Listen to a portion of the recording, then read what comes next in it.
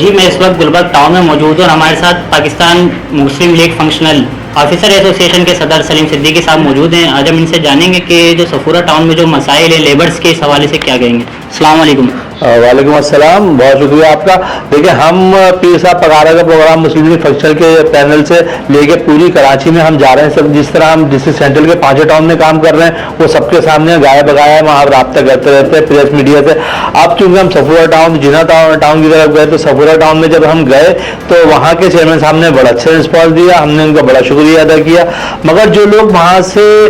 پیر صاحب پگارا کا پروگرام وہ ان کا مشن لے کے ہمارے ساتھ شامل ہوئے تھے یا ان کے جو بات چیت پہ ہمارے ہوئی وہاں کے چیئرمین صاحب سے, اس پہ دوسرے دن ہی انہوں نے اس پہ یو ٹرن لے کے ہمارے جو کارکنان تھے جو وہاں شامل ہو رہے تھے مسلم لیگ فنکشن میں ان کے ساتھ متعصبانہ رویہ اختیار کیا, ان کو ٹرانسفر کیے فوراً. اور ان سے جو ہے نا, یا تو شاید میں کہوں گا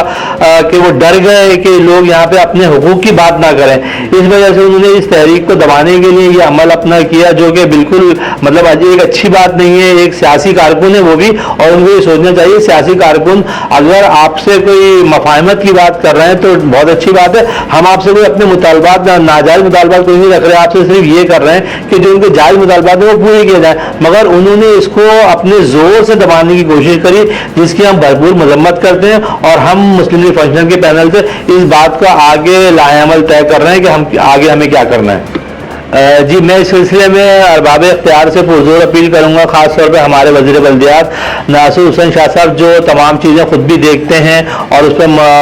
فوراً احکامات بھی اپنے جاری کرتے ہیں. ان سے میں درخواست کروں گا کہ جس طرح دیگر ٹاؤن میں, جس طرح کراچی میں تمام سیاسی پارٹیوں کو اپنے جائز مطالبات کے لیے بات کرنے کا حق ہے اور ان کا اختیار ہے اور قانون ہمیں اس کی اجازت دیتا ہے, اسی طرح ہم ان سے درخواست کریں گے کہ صفورہ ٹاؤن میں بھی ہمیں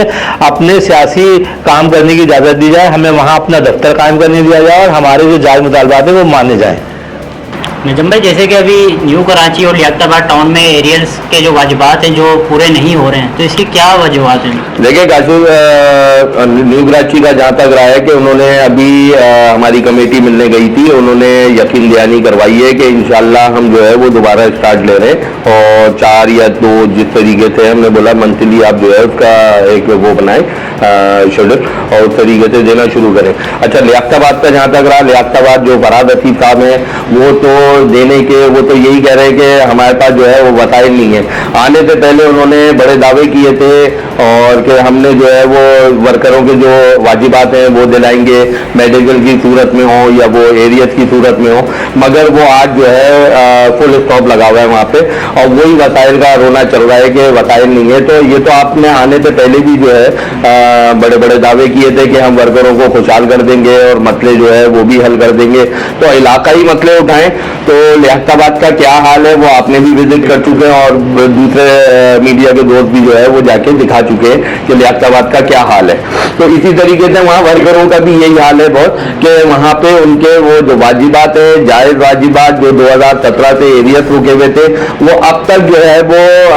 نہ دیے جا رہے ہیں, نہ اس کے لیے کچھ سوچا جا رہا ہے, نہ کوئی پلان بنایا جا رہا ہے. مگر دوسرے معاملات جو ہے وہ سارے چل رہے ہیں. پارک بن جاتا ہے پھر وہ خراب ہو جاتا ہے, کیونکہ وہاں بھی پارکوں کے وہی حال ہے, وہی پیسہ لگایا جا رہا ہے اور چند افسران بیٹھے ہوئے ہیں جو ان کے ساتھ, اور وہی ان کو مشورے دیتے ہیں اور وہی ان کو وسیلوں کا وسائل کا بتاتے ہیں کہ وسائل نہیں ہے, اور وہی سارے مسئلے حل بھی کر دیتے ہیں. تو آج ہمارا یہی مطالبہ ہے کہ فوری طور پہ جو ہے جو ان کے اپنا حافظ نعیم صاحب ہیں اور منم ظفر صاحب ہیں کہ اس کے اوپر ایک ایکشن لیں اور ہمارے جو ورکروں کے ایریاز رکے ہوئے ہیں واجبات ہیں وہ دینے پہ جو ہے ان سے بات چیت کی جائے.